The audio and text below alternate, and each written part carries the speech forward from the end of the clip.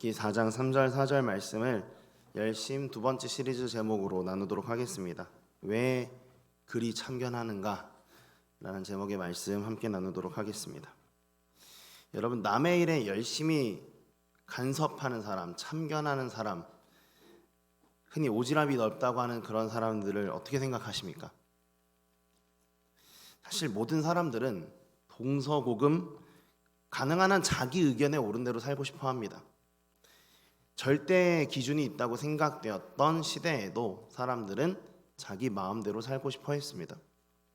그래서 사람들은 남이 참견하는 것, 간섭하는 것 정말 싫어합니다. 특히 현대사회는 절대적인 진리가 없다고 주장하는 포스트 모더니즘이 지배적인 시대이기 때문에 이러한 경향이 훨씬 더 두드러지고 있습니다. 그런데 이런 시대에도 여전히 물론 이 세상에는 남의 일 참견하기 좋아하고 간섭하는 사람들이 있죠. 당연히 사람들은 이런 사람들을 너무 싫어합니다. 그런데 이게 정말 우리에게 문제가 되는데요. 왜냐하면 이런 사람들이 일반적으로 교회에 많기 때문입니다. 여러분, 예를 들어 한번 비교해 보면 좋을 것 같은데요. 강의를 들은 대학생들이 친구들에게 강의가 어땠냐고 물어보는 경우는 있어도 강의 좀 잘 들어라, 강의를 삶으로 살아내야지 라면서 강의 들은 걸로 훈수 두고 삶을 참견하는 경우는 없습니다. 그런데 설교를 들은 대학생들, 설교를 들은 교회 청년들을 생각을 해보십시오. 설교를 들은 청년들은 서로에게 설교가 어땠냐고 물어볼 뿐 아니라 설교를 좀 잘 들으라고 권면하기도 하고, 말씀대로 살자고, 그동안 어떻게 살았는지 각자의 삶을 공개하자고 요구하기도 하고, 또 고칠 것을 함께 검토하자면서 결단이라는 이름을 가지고 대책까지 수립해 보자면서 삶의 전반에 개입해서 참견하고 간섭하려고 합니다. 그야말로 오지랖이 태평양입니다. 세상 사람들은 교회의 이런 면을 잘 못 받아들입니다. 심지어 교회를 다니던 사람도, 교회 안에 있는 사람들 가운데에도 이런 게 싫어서 청년부 예배를 안 나오는 분들도 있습니다. 청년부서 활동을 하면 자꾸 이런 나눔을 해야 되니까 싫다는 거죠. 여러분, 그런데도 우리가 이런 걸 계속해야 될까요? 만약에 계속해야 한다면 왜 계속해야 되죠? 자, 오늘 본문에는 정말 남의 일에 열심히 참견 중인 보아스라는 사람이 등장합니다. 성읍 문이라는 장소에 올라가서 앉았는데, 거기 올라가서 아무개라는 사람을 불러서 앉혔습니다. 그리고 성읍의 장로 10사람도 불러서 앉혔습니다. 그리고 아무개의 삶에 대해서 훈수를 두기 시작합니다. 그들의 일에 참견하고 간섭하기 시작하는데요. 자, 이 모습이 과연 어떻게 해석되어야 하는지, 이것을 어떻게 봐야 하는지, 그리고 왜 그렇게 봐야 되는지, 이걸 살펴보면서 오늘 우리의 삶에도 필요한 부분들, 우리가 이 부분을 놓치지 말아야 될 것 같습니다. 본문을 3단계로 나눠서 살펴보길 원하는데요. 첫 번째로 보아스는 하나님의 말씀을 따르려고 열심히 참견을 한 거였습니다. 말씀드렸듯이 보아스가 아무개도 불러오고 장로 10사람도 불러와서 앉혀놨죠. 1, 2절에 이렇게 되어 있습니다. 보아스가 성문으로 올라가서 거기 앉아있더니 마침 보아스가 말하던 기업물을 짜가 지나가는지라. 보아스가 그에게 이르되 아무개여 이리로 와서 앉으라 하니 그가 와서 앉음에 보아스가 그 성읍 장로 10명을 청하여 이르되 당신들은 여기 앉으라 하니 그들이 앉음에. 불러왔어요. 그래서 앉혀놨어요. 여러분, 굉장히 아무개와 장로 10사람 입장에서는 당황스러운 일입니다. 갑작스러운 일이죠. 왜냐하면 사실은 거기 앉을 생각이 없었기 때문입니다. 그냥 지나가려고 했고 집에 있었어요. 갑자기 멈춰 세우고 불러와서 앉힙니다. 그리고 막 삶을 참견하기 시작하는데요. 이게 굉장히 갑작스럽고 그들 입장에서는 당황스러운데, 하지만 그래도 보아스는 그렇게 해야만 했습니다. 그렇게 하지 않으면 안 된다고 생각을 했어요. 왜냐하면 보아스가 그들에게 알려주려고 했던 것이 바로 그들이 놓치고 있던 의무 가운데 하나이기 때문입니다. 이어지는 3절과 4절 전반절을 한번 같이 읽어보시겠습니다. 시작. 보아스가 그 기업물을 자에게 이르되 모압 지방에서 돌아온 나오미가 우리 형제 엘리멜렉의 소유지를 팔려 함으로 내가 여기 앉은 이들과 내 백성의 장로들 앞에서 그것을 사라고 내게 말하여 알게 하려 하였노라. 아멘. 자, 보시다시피 알게 해주겠다면서 뭘 알려줬는데 뭘 알려줬느냐? 나오미라고 하는 우리 이웃 가운데 있는 한 여인이 있는데 그 여인이 우리 형제 엘리멜렉의 소유지를 팔려고 한다는 거예요. 이걸 너가 사야 된다고, 너에게 이것을 구매할 의무가 있다고 알려주려고 한 것입니다. 자, 이것은 사실은 그에게 주어진 의무인데 단지 땅을 구매하는 것만으로는 끝나지 않는 의무였습니다. 왜냐하면요, 이스라엘 나라에서는 가난한 사람들의 토지를 그들의 친족이 사주는 의무 제도가 있었는데 그 의무 제도를 따라 형제의 토지를 사서 값을 가난한 형제에게 주고 나면 토지가 내 거가 돼야 될 거 아니에요. 근데 그게 내 거가 안 돼요. 몇 년 지나면 돌려줘야 돼요. 그러니까 마치 경작권을 사서 수확물을 좀 얻는 그런 형식으로 돈은 경작권만큼이 아니라 토지만큼을 주고 겨우 얻어오는 건 수확물 몇 개만을 얻어오는, 그게 바로 토지를 구매해야 되는 친족의 의무이거든요. 굉장히 부담스러운 그런 의무입니다. 값을 더 쳐주는 거죠. 어렵다고 하니까. 여러분, 굉장히 큰 희생을 각오해야 되는 건데요. 자, 이런 요청이 있다, 이런 의무가 있다. 근데 이거를 알고 있어서 지키려고 하는 사람 같으면 참 괜찮고 참 다행인 일인데 잊어버리고 있었어요. 그리고 어쩌면 일부러 잊어버린 걸 수도 있겠죠. 아, 몰랐다고 그러면서 안 하고 싶으니까. 그런데 이거를 알려주고 있습니다. 이런 요청, 의무라면서 알려주는 이게 달가울 사람이 있을까요? 아마 없을 겁니다. 자, 그런데 보아스가 이런 부분을 몰랐을까요? 내가 이 말을 하면 저 사람이 싫어할 거다, 이거를 달가워하지 않을 거다. 당연히 알았겠죠. 보아스도 사람 아닙니까? 그런데 그래도 이 말을 했어요. 지나치게 간섭하는 것 같고 참견하는 것 같지만 그래도 말했습니다. 왜냐하면 이것은 단순히 백성의 의무를 넘어서 하나님의 말씀에 기록된 백성들의 의무였기 때문입니다. 레위기 25장 25절부터 28절 가운데 앞뒤만 발췌를 했는데요, 한번 보시겠습니다. 만일 내 형제가 가난하여 그의 기업 중에서 얼마를 팔았으면 그에게 가까운 기업 물을 자가 와서 그의 형제가 판 것을 물을 것이요, 그 판 것이 희년에 이르기까지 산자의 손에 있다가 희년에 이르러 돌아올지니 그것이 곧 그의 기업으로 돌아갈 것이니라.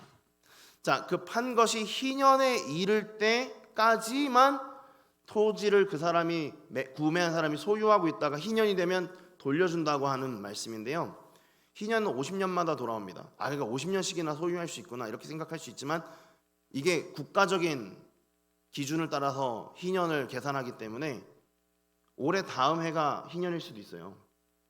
1년 만에 돌려줘야 될 수도 있다고요. 근데 이게 다름 아니라 레위기라고 하는 하나님의 말씀에 기록되어 있잖아요.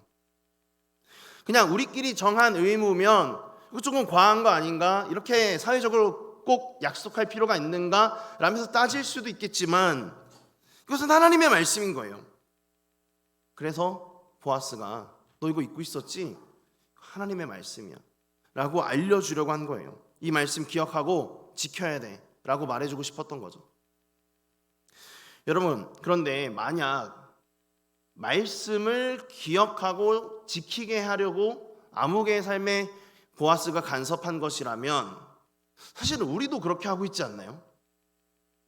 우리도 그리고 그렇게 해야 되는 거 아닐까요? 우리가 해야 되는 참견이 어떤 건데요? 내 취향을 맞춰달라는 참견이 아니죠. 그냥 시시콜콜한 문제를 다 간섭하는 게 아니죠. 우리가 해야 될 참견은, 기독교인들이 주로 하는 간섭은 사실은 말씀을 기억해야 된다, 말씀을 지켜야 된다라는 참견이기 때문입니다. 물론 사람들은 아무리 하나님의 말씀이라고 해도 그 말씀을 기억하고 지키게 하는 그 간섭, 그 참견조차도 귀찮아합니다. 어려운 말씀을 두고 할수록 더 그런 경향을 보여줘요. 사실은 못하겠다는 거죠. 하지만 그래도 우리는 하나님의 말씀을 이유로라면 반드시 참견해야 됩니다. 이유가 3가지가 있는데요. 첫 번째는요, 하나님께서는 성경과 다른 것은 분명히 잘못이라고 판단하시기 때문입니다. 주님께서는 물론 우리 인간들의 개인적인 판단, 개인적인 어떤 취향, 선택 다 존중하세요. 하지만 그럼에도 말씀과 다른 것은 안 된다고 하십니다. 아무리 사랑하는 사람이라고 할지라도 도리어 사랑하기 때문에 잘못되면 안 된다고 생각하셔서 더 엄격히 잘못에 대해 짚어주세요. 계시록 3장 19절에 이런 말씀이 있습니다. 무릇 내가 사랑하는 자를 책망하여 징계하노니 그러므로 내가 열심을 내라 회개해라 라는 말씀이 있습니다. 그리고 2번째 이유가 있습니다. 하나님께서는 이 잘못된 것을 알려주기 위해서는 성경을 알려줘야 되니까, 성경과 비교해봐야 잘못을 알 수 있으니까 성경을 전해야 되는데 이 성경을 전할 책임을 우리에게 맡겨주셨어요. 마태복음에 보면 이런 말씀이 있습니다. 그러므로 너희는 가서 모든 민족을 제자로 삼아 아버지와 아들과 성령의 이름으로 세례를 베풀고 내가 너희에게 분부한 모든 것을 가르쳐 지키게 하라. 성경을 전할 책임을 우리에게 맡기셨습니다. 그리고 3번째인데요. 만약에 이 책임을 다하지 않으면, 알리는 일에 책임을 다하지 않으면 그것 때문에 우리는 그 책임을 지게 되고요. 그리고 우리가 알리지 않아서 잘못인 줄 모르고 살던 사람들은 마지막 날 심판 날에 심판을 피할 수 없게 되기 때문입니다. 해서 조금 민망하고 조금 번거롭고 또는 사람들의 눈치가 보이지만 그래도 전해야 돼요. 에스겔 3장 17절부터 19절에 이렇게 되어 있습니다. 인자야, 내가 너를 이스라엘 족속의 파수꾼으로 세웠으니 너는 내 입의 말을 듣고 나를 대신하여 그들을 깨우치라.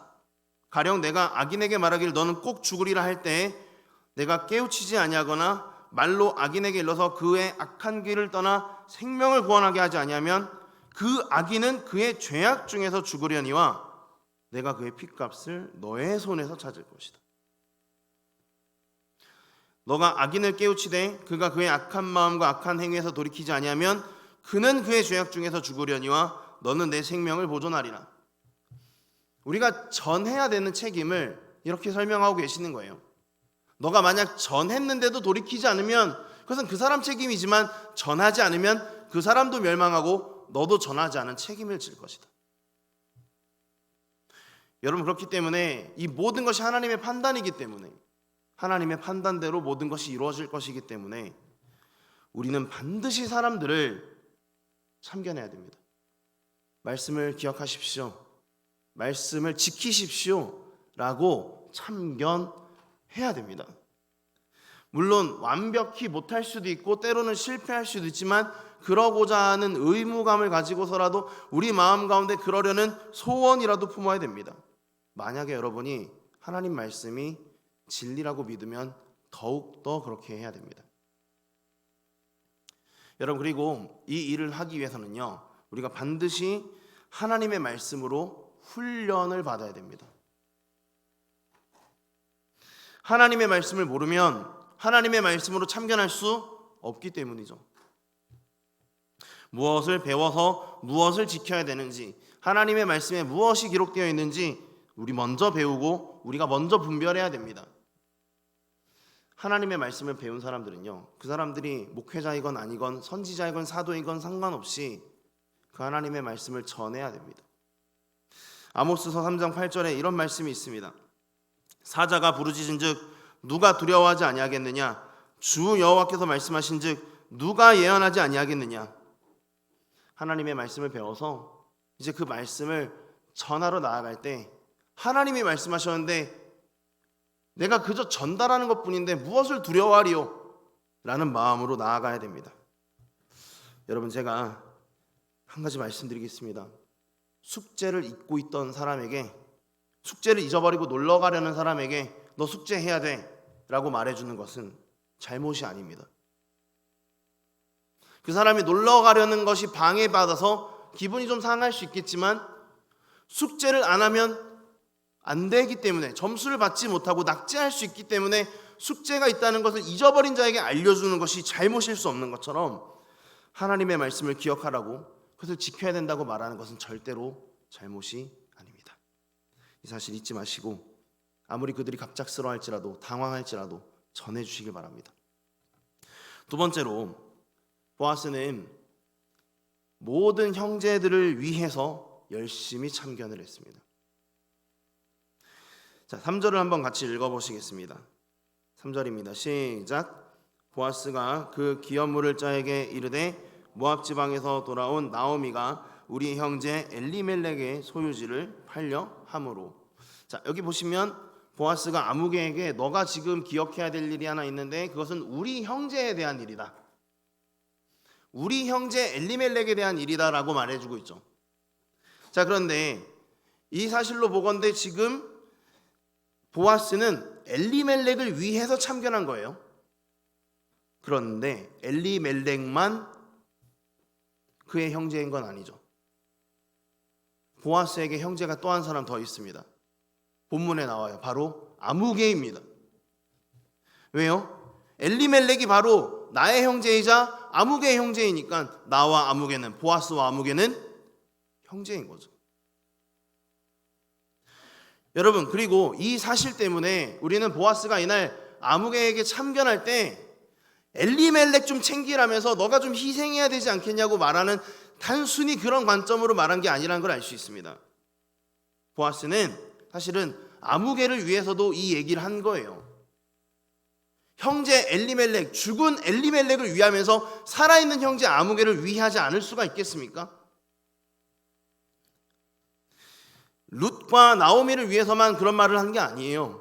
사실은 이것을 수행하는 아무개에게도 이것이 유익한 일이기 때문에 아무개를 권면, 참견한 것이죠. 여러분, 그런데 보아스의 참견이 그렇다면 어떻게 모두에게, 룻과 나오미뿐만 아니라 죽은 형제 엘리멜렉뿐만 아니라 아무개에도 유익할 수 있을까요? 여러 가지로 생각해 볼 수 있지만 간단히 생각해 보면 그건 사실은 성경 말씀에 근거한 것이기 때문입니다. 만약 사람의 생각으로 권면한 것이거나 누군가의 의견을 전달하여 참견한 것이라면 어떤 한 사람에겐 유익할 수 있어도 누군가에겐 유익하지 않을 수도 있겠죠. 하지만 하나님의 말씀으로 참견했기 때문에 그 하나님의 말씀으로 한 그 참견은 모두에게 유익할 수 있는 거예요. 보아스는 이 사실을 믿은 거예요. 나는 지금 나의 개인적인 의견으로, 사견으로 참견하는 게 아니에요. 이것은 하나님의 말씀이야. 그러니까 표면적으로는 불편하게 들릴지 몰라도 그것은 결국 아무개에도 유익한 일이 될 것이다. 이 생각을 가지고 참견한 거예요. 여러분, 그런데 우리는 이 부분에 대해서 어떻게 생각하고 있나요? 우리는 대부분 하나님의 말씀을 기억하고 지키도록 참견하는 것을 어떤 사람을 위한 것이라고 생각하기보다는 하나님만을 위한 것이라고 종종 생각합니다. 내가 이 하나님의 말씀을 지키는 것은 나에게는 별로 좋지 않고 또 누군가에게도 유익하지 않지만 하나님이 기뻐하신다고 하니 하겠다라는 생각을 가지고 하나님의 말씀을 지키려고 합니다. 또 어떤 사람들은 이것이 어떤 사람에겐 유익할 수 있지만 그 다른 사람에겐 또 유익할 수 없다라고 생각을 해요. 그래서 종종 상반된 상황에 있는 두 사람이 나의 친구일 때에는 하나님의 말씀으로 참견하기를 주저합니다. 내가 혹시 참견했다가 이 친구에겐 유익한 일이 저 친구에겐 손해가 될까 봐 참견 아예 하지 않으려고 하는 것이죠. 여러분, 그런데 이것은 불신의 태도 아닙니까? 갈라디아서 3장 20절을 보세요. 그 중보자는 한편만 위한 자가 아니나 하나님은 한 분이시니라. 이 중보자가 누구예요? 예수 그리스도입니다. 예수님은 어느 한편만 위하신 분이 아니라는 거예요. 하나님은 모두를 위한 분, 예수님은 모두를 위한 분이라는 거예요. 근데 그분이 한 분이에요. 참 신기하죠. 한 분이 하나의 말씀을 하셨는데 모든 사람을 위한 말씀을 하시는 겁니다. 여러분, 그런데 이 사실에도 불구하고 이것을 몰라서 권면하지 못하는 사람이 있는 반면 어떤 이들은 믿지 못해서 권면하지 않습니다. 설마 진짜 하나님의 말씀이 모두에게 유익하다고? 이거 혹시 누군가에게는 부담스러운 일 아닐까? 이런 생각을 가지고 말씀으로 참견하기를 하지 않아요. 왜 그런 생각을 할까요? 이유가 두 가지가 있는데요. 첫 번째는 그들 마음속에 하나님이 자기 자신과 동등한 수준으로 여겨지고 있기 때문입니다. 하나님의 지혜는 우리와 차원이 달라요. 사실 우리에게는 모두를 만족시킬 수 있는 지혜가 없죠. 내가 무언가를 하면 누군가는 불만족합니다. 하지만 하나님께는 그렇게 할 수 있는 지혜가 있어요. 우리가 이 부분을 놓치고 있는 겁니다. 두 번째, 아무리 하나님의 말씀이 유익하다고 할지라도 일단 내가 원하는 내 소원, 내 생각을 버리는 건 괴로운 일이라고 생각하고 있기 때문이에요. 이거 하고 싶은데 하지 말래 라면서 어떤 분들이 이런 말 하죠. 그렇게 하면 좋은 건 알지만 하고 싶지 않아. 여러분, 이런 생각을 가지고 있는 분들이 얼마나 많은지 모릅니다. 말씀과 생각이 똑같은 사람이 아니라면 반드시 말씀으로 참견할 때 자기 생각은 버려야 되는 일이 발생하겠죠. 근데 그것이 고통스럽다고 생각하는 거예요. 내 생각대로 하는 게 행복할 거라고 생각하는 착각에 빠져 있는 거죠. 여러분, 그런데 사실 사람에게는요, 어떤 경우에라도 자기 생각대로 했을 때 행복을 추구할 수 있는 능력이 없습니다. 죄송합니다. 우리는 다 무지해요. 우리가 행복할 수 있는 길을 우리는 몰라요. 로마서 3장 10절에서 12절에 이런 말씀이 있습니다. 기록된 바 의인은 없나니 하나도 없으며 깨닫는 자도 없고 하나님을 찾는 자도 없고 다 치우쳐 함께 무익하게 되고 선을 행하는 자는 없나니 하나도 없나니. 여러분, 그렇기 때문에 자기 뜻을 추구하는 건 절대로 행복을 보장하지 않습니다. 그래서 마치 어린아이가 다칠 것을 모르고 하고 싶다면 떼를 쓰는 것과 같은 거예요. 여러분, 그런 우리에게 하나님께서 말씀으로 참견하여 주시는 것은 진정한 감사의 제목인 줄 믿으시기 바랍니다. 이사야 65장 2절에 이런 말씀이 있습니다. 내가 종일 손을 펴서 자기 생각을 따라 옳지 않은 길을 걸어가는 패역한 백성들을 불렀나니. 여러분, 우리는 우리의 생각대로 그 길이 옳다 생각하지만 사실은 옳지 않은 길을 걸어가고 있는 거예요. 지금도 그래서 하나님은 우리를 말씀으로 부르십니다. 오직 유일한 말씀, 우리 모두를 유익하게 할 수 있는 유일한 말씀으로 우리를 부르시는 거예요. 이것은 우리에게 하시는 그 참견이 절대 나쁠 리가 없다는 것을 보여주는 겁니다. 하나님께서는 그리고 이 참견을 나 혼자 하지 않고 우리와 함께 하고 싶다고 말씀하세요. 너희와 함께 이 말씀으로 모두에게 삶을 간섭하여 그들이 이 패역한 길에서 돌이켜 진정한 행복의 길로 돌아오게 하자. 여러분, 이 일에는요, 심지어 대상의 제한도 없어야 된다고 말씀하십니다.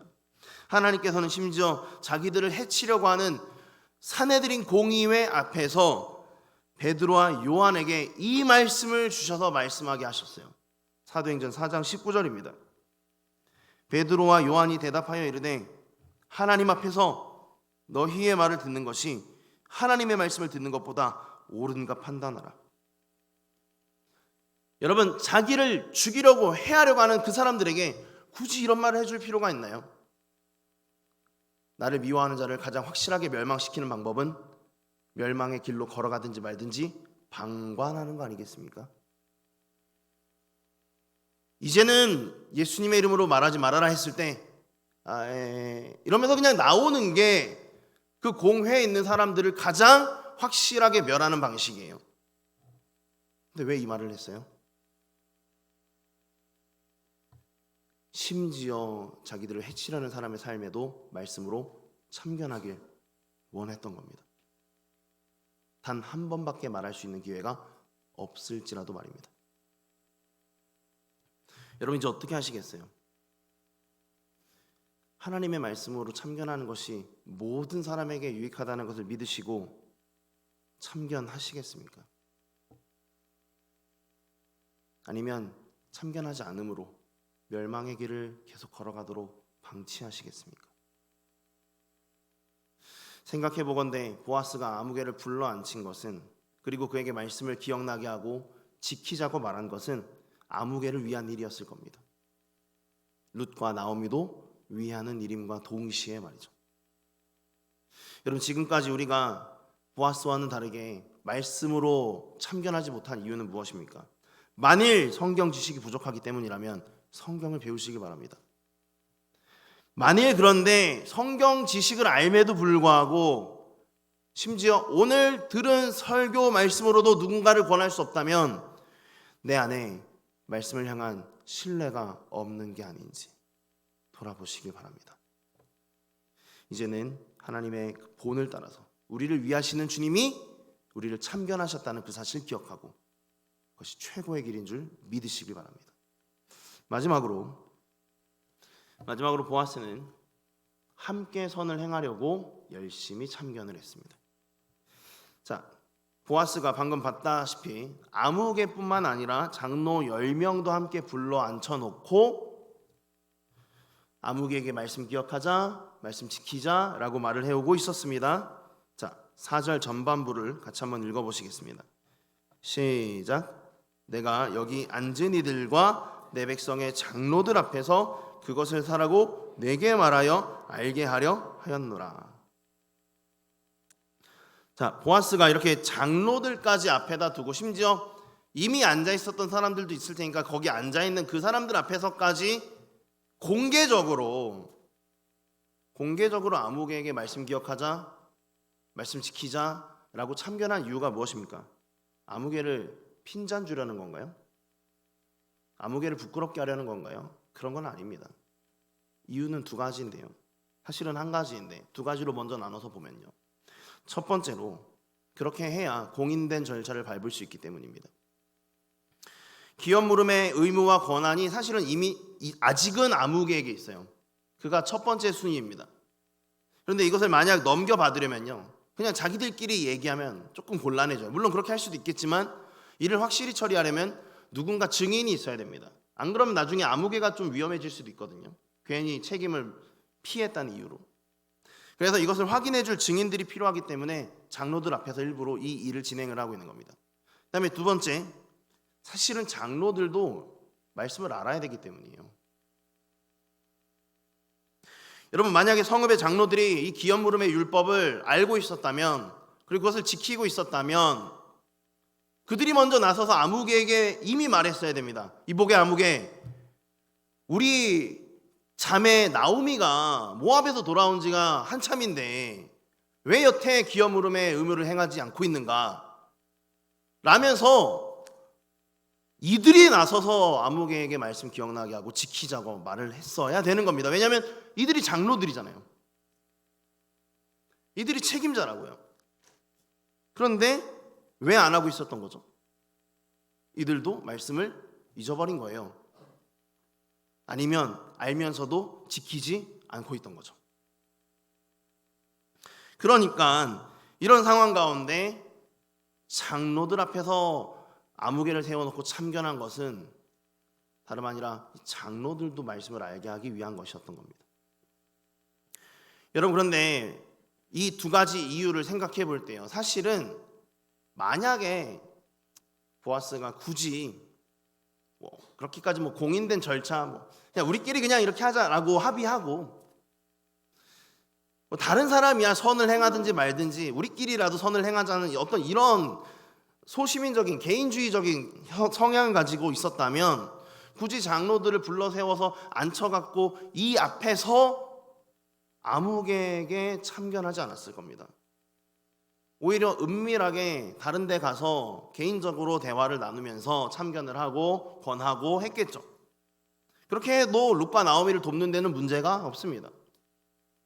하지만 보아스는 그렇게 하기를 원하지 않았던 거예요. 왜?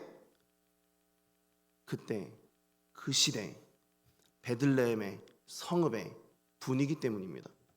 선을 행하지 않는 베들레헴, 악을 방관하는 베들레헴,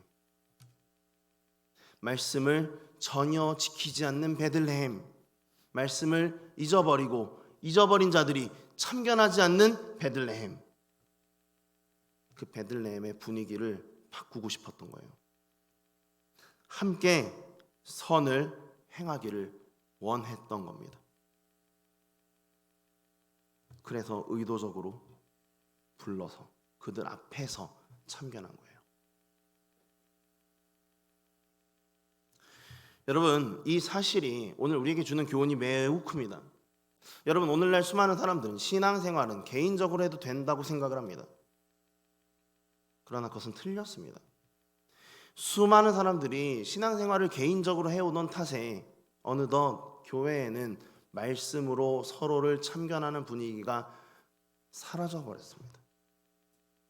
수많은 사람들이 말씀대로 살고 있지 않음에도 불구하고, 어둠 속에 숨어서 살아감에도 불구하고, 그것이 잘못되었다고 누구도 나서서 말하지 않는 잘못된 분위기가 교회 안에 팽배해진 거예요.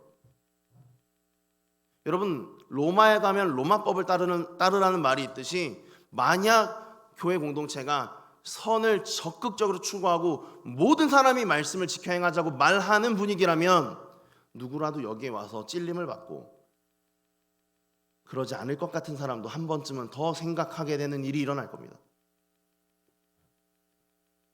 하지만 오늘날 너무나 많은 사람들이 개인주의적으로 신앙생활을 하고 있기 때문에 교회에서 무엇을 하는지 아무도 알지 못하고, 무엇을 가르치고 무엇을 지키려고 하는지 새로운 사람들이 알지 못하고 그저 그렇게 신앙생활 하다가 거룩함이 다 사라져버린 거예요. 여러분, 이 사실은 오늘날 우리가 공동체 생활을 하는 것이 얼마나 중요한가. 특별히 그냥 모여서 희희낙낙 노는 게 아니라 말씀으로 서로를 권면하며 참견하는 그런 공동체가 되는 게 얼마나 중요한가를 보여주는 거예요. 우리가 왜 소급으로 모이는지, 왜 가정으로 모여서, 왜 마을로 모여서, 왜 사역팀으로 모여서, 왜 또래별로 모여서 모임을 가져야 하는지를 보여주는 겁니다. 여러분, 만약 우리 가운데 누군가 홀로 말씀을 기억하고 지키는 게 가능한 사람이 있다고 생각을 해보십시오. 물론 그 사람은 공동체적인 분위기가 별로 좋지 않아도, 어디다 갖다 놔도, 어디에다 데려다 놔도 말씀을 잘 지킬 겁니다. 말씀을 기억하겠죠. 하지만 그렇게 해서는요, 옆에 있는 지체가 하나님을 떠나는 것을 방치하게 됩니다. 너무나 안타까워서 그 한 사람 한 사람을 붙들고 말하기에는 시간이 없어요.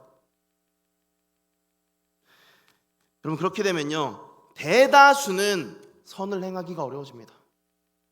특별히 연약한 자들은 절대 못합니다.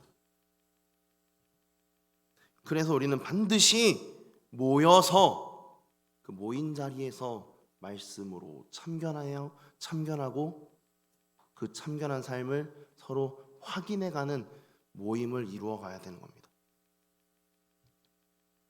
여러분, 물론 다른 사람의 삶에 말씀으로 참견하는 것, 말씀을 기억하자고 말하고 말씀을 지키자고 말하는 걸 1대1로 하는 게 아니라 모임 가운데, 그 그룹 가운데 하는 것은 굉장히 비효율적인 걸로 보입니다. 내가 시간을 써야 되잖아요. 남들 이야기하는 걸 듣고 가만히 있어야 되는 시간이 있잖아요. 하지만 하나님은 우리 개인만 바꾸길 원하시는 게 아니라 교회를 세우기를 원하시는 분입니다. 말씀대로 잘 살아가는 사람뿐만 아니라 아주 연약한 자들도 함께 갈 수 있는 거룩한 주님의 교회를 세우기를 원하십니다. 그래서 주님은 우리에게 골로새서 3장 16절로 이렇게 말씀하신 거예요. 그리스도의 말씀이 너희 속에 풍성히 거하여 모든 지혜로 피차 가르치며 권면하고. 피차, 서로 모두 모여서 가르치고 권면하라, 참견하라, 간섭하라는 거예요. 여러분, 저는 이 말씀처럼 제자포스가 선을 행하기 위해서 보아스가 했던 것처럼 서로의 삶의 말씀으로 참견하는 그런 공동체 되길 원합니다. 다른 걸로는 참견하지 마세요. 내가 뭘 좋아하고 난 뭘 싫어하고 이런 걸로 남의 삶 참견하지 마세요. 그거는 월권이죠. 그거는 선 넘는 거예요. 하지만 하나님을 믿는 사람들에게 하나님의 말씀을 지키자고 참견하는 것은 반드시 우리 공동체 가운데 풍성해지길 원합니다. 지나가던 사람을 불러 세워놓고 여기 앉아봐. 너 말씀 기억하니? 지켜야지 라고 말할 수 있는 공동체, 선배가 후배에게, 심지어 후배도 선배들에게, 동기들이 서로에게 우리 잠깐 앉아보자, 뭔가 잘못하고 있다, 말씀을 기억하자, 지키자 말할 수 있는 공동체, 그런 공동체 되길 원합니다. 여러분, 그래야 우리가 진짜 제자 포스가 되는 거예요. 예수님은 단 한 번도 말씀을 지키든지 말든지 그것은 개인의 몫으로 남겨두라고 하신 적이 없기 때문입니다. 마태복음 28장 19절 20절을 들어보세요. 그러므로 너희는 가서 모든 민족을 제자로 삼아 아버지와 아들과 성령의 이름으로 세례를 베풀고 내가 너희에게 분부한 모든 것을 가르쳐 지키게 하라. 물론 우리가 이 일을 하는 데 있어서 표현을 부드럽게 할 수 있습니다. 접근을 조금 더 친절하게 할 수 있을 거예요. 하지만 하기는 해야 됩니다. 이제 서로에게 이렇게 말씀을 하실 수 있으면 좋겠습니다. 형제님, 말씀대로 살아갑시다. 자매님, 그렇게 하는 것은 아까 들은 말씀하고는 안 맞는 것 같아요. 후배님, 아직 성경을 잘 모르셔서 그렇게 생각하실 수 있는데 제가 성경을 가르쳐 드리겠습니다. 한번 들어보시겠어요? 여러분, 이것이 바로 주님이 늘 우리에게 하시는 말씀 아닙니까? 신명기 10장 13절입니다. 내가 오늘 내 행복을 위해 내게 명하는 여호와의 명령과 규례를 지킬 게 아니냐. 여러분, 이 일에 있어서 자신의 가정이 제일 앞서가길 원하십니까? 우리 마을이, 간사님들, 이 일에 선봉장에 서길 원하십니까? 한 분? 좋습니다. 1, 2, 3, 4, 5, 6도 이 일에 우리 또래가 제일 앞장서길 원합니까?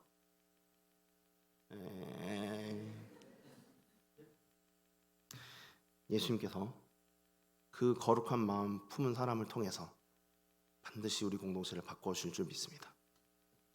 말씀 정리하겠습니다.